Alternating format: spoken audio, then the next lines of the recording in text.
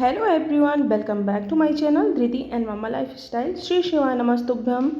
तो आज है 8 जून और ये वीडियो मैं आप लोगों के साथ शेयर कर रही हूँ, जो कि आप सभी जानते हैं कि मैं भी एक हाउसवाइफ हूँ और हाउसवाइफ होने के साथ साथ मैं अपनी प्रिपरेशन भी चालू कर रखी हूँ। जो भी मेरे गवर्नमेंट एग्ज़ाम जो मेरे प्री क्लियर हुए हैं, तो वर्ग 2 का तो फ़िलहाल मेरा एग्ज़ाम हो चुका है। सुबह मेरी मॉर्निंग की शुरुआत हुई आज लगभग 4 बजे, 4:30 बजे के लगभग मेरी नींद खुल गई थी और अभी 4 बजे के टाइम में थोड़ा सा अंधेरा रहता है, बाकी 5:30 तक होते होते उंजेला होने लगता है बहुत ज़्यादा।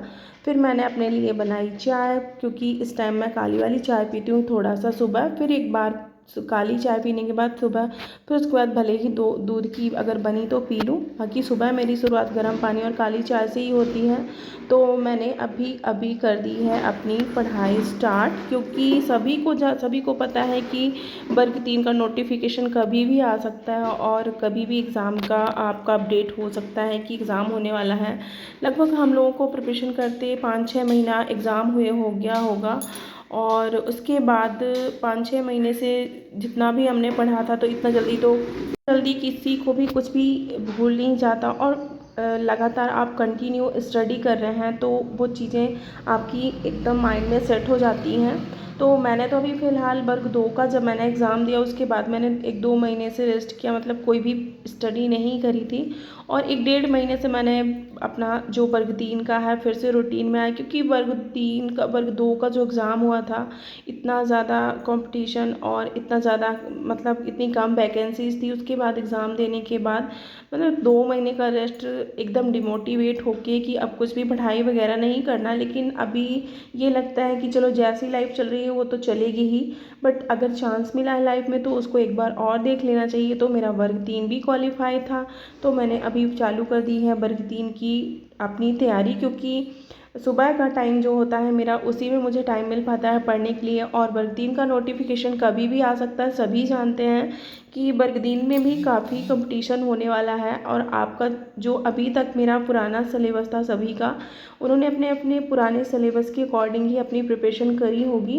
बट अभी क्या है कि थोड़ा सा भी अगर सिलेबस चेंज होता है, या तो सीडीपी या तो आपका इंग्लिश या संस्कृत में कुछ भी चेंज होता है, तो एक आपकी जो स्टडी का पार्ट है वो बहुत बड़ा सिलेबस का एक हिस्सा चेंज हो जाएगा और उसमें फिर से एक नए सिरे से तैयारी करना। तो मतलब एक तो इतना कंपटीशन है कि कम से कम 2022 और 24 का अगर लगा लें आप वर्ग 3 में भी, तो जो भी कैंडिडेट बैठे थे तो कम से कम 1 लाख के समथिंग लोग इसमें भी फॉर्म फिल करेंगे और अपना एग्ज़ाम देंगे, जिनका भी प्री क्वालिफाई था वर्ग 22 में, वो सॉरी 2022 में और 24 में।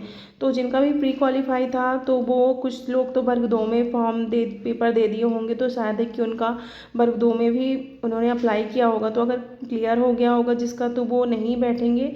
और जिनका नहीं हुआ होगा वो अभी इसमें फिर से एग्ज़ाम में मेंस में जो भी जिनका प्री क्वालिफाई था वो बैठेंगे। और लगभग 1 लाख के करीबन लोग जो हैं क्वालिफाई, वो इसमें फॉर्म फिल करेंगे।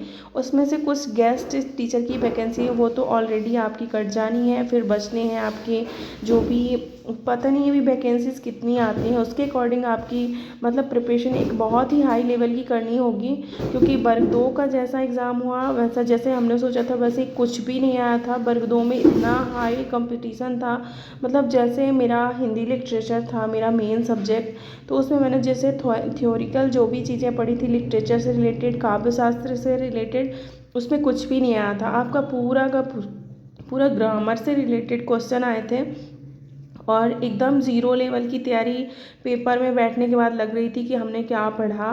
तो फिर भी मेरे 70 मार्क्स वर्ग 2 में बने थे और मैं जनरल कैटेगरी से हूँ, तो 70 मार्क्स कुछ भी नहीं होने वाला, क्योंकि आउट 100 में 90 मार्क्स कम से कम हम जनरल को चाहिए। तो क्योंकि वैकेंसीज़ भी बहुत कम है, तो अभी तो मेंस का रिज़ल्ट नहीं आया वर्ग 2 का, तो उसमें मैं कुछ नहीं कह सकती। बट मेरा जनरल है तो मुझे पता है कि नहीं होगा मेरा वर्ग 2 में, तो इसी वजह से थोड़ा सा मैं बहुत ज़्यादा डिमोटिवेट हो गई थी। और मैंने वर्ग 2 के बाद पेपर देने के बाद से वर्ग 3 मेरा जबकि क्लियर था, तो मैंने कोई भी प्रिपरेशन नहीं करी। फिर भी एक बार ऐसे लगा कि जैसे लाइफ में रोज़ सब कुछ वही चल रहा है। एक हाउसवाइफ जानती होगी कि हाउसवाइफ की लाइफ में कुछ भी चेंज नहीं नहीं होता, रोज़ का वही खाना, रोज़ का बच्चे, रोज़ का काम, उसमें कोई भी चेंजेस नहीं होते। बट ये लगा कि अभी एक बार चांस है, अगर वर्ग 3 मेरा क्वालिफाई है तो मुझे एक बार फिर से कोशिश करनी चाहिए, तो मैंने अपनी प्रिपरेशन चालू कर दी है। वैसे भी इतना पिछला जो भी पढ़ा रहता है तो वो इतना जल्दी भूल नहीं जाता, और जो भी मैंने अपनी क्लास ली थी विनर्स की, मैंने पूरे नोट्स बना लिए थे उसके। तो मैं अभी फ़िलहाल कोई भी क्लास वगैरह नहीं लेने वाली, क्योंकि अभी फ़िलहाल सभी जानते हैं कि इस टाइम जो पेपर हो रहे हैं वो 2 पेपर हो रहे हैं, और पहले जो पेपर हुआ करते थे उनमें केवल एक ही एग्ज़ाम होता था और आपका सिलेक्शन हो जाता था। अभी आपका प्री होता है, फिर मेंस होता है, तो मेंस के अकॉर्डिंग आपकी मेरिट लिस्ट बनेगी, फिर ही आपका सिलेक्शन होगा। तो फर्स्ट टाइम मैंने जब पिछली बार एक बार और एग्ज़ाम दिया था, तो उस टाइम ऐसे मतलब उसमें सिर्फ आपका उस टाइम मेरा डीएड नहीं था, मैंने ऐसे ही एग्ज़ाम दे दिया था। तो डीएड करने के बाद मैंने अभी एग्ज़ाम दिया वर्ग 3 का, और उसके बाद अभी फाइनल सिलेक्शन एग्ज़ाम के लिए मुझे प्रिपरेशन करनी है। वर्ग 2 का भी मैंने 18 में दिया था, जिसका पेपर लगभग 18 के बाद आप सभी जानते हैं कि 25 में हुआ।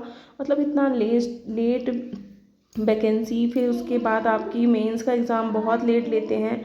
तो अच्छा होगा अगर वर्ग 3 का एग्ज़ाम की डेट मेंस की जल्दी आ जाती है तो बहुत ही अच्छा है, क्योंकि बहुत से लोग जो भी हैं बहुत काफ़ी टाइम से प्रिपरेशन कर रहे हैं, और अच्छी खासी वैकेंसी आए तो अच्छा रहेगा। क्योंकि वर्ग 2 में बहुत ही गंदी वैकेंसी आई, मतलब इतना कम वैकेंसी इतने सालों बाद देना तो बहुत ही थोड़ा सा अजीब लगता है। क्योंकि जो हाउसवाइफ़ है वो कितना स्ट्रगल करके पढ़ाई करती है वो कोई नहीं जानता। बच्चे जिनके होंगे, बच्चों के साथ में विद फैमिली और छोटे बच्चों के साथ में पढ़ाई करना, फिर एक रूटीन फिक्स करके आपको स्टडी करनी होती है। गवर्नमेंट जॉब ऐसे ही नहीं मिल जाती कि आप घंटे 2 घंटे पढ़ो तो आपको गवर्नमेंट जॉब मिल जाएगी। उसके लिए बहुत ज़्यादा टाइम देना होता है, बहुत ज़्यादा आपको समय देना होता है, फिर इतना कंपटीशन, फिर आपको एक हाई लेवल की तैयारी करके चलना होगा, माइंड में सेट करके कि मुझे एग्ज़ाम में बैठना है। क्योंकि कुछ भी एग्ज़ाम में चेंज कर सकते हैं। अभी इस तरह है ना कि एग्ज़ाम के 2-3 महीने पहले आपका सिलेबस जारी करेंगे,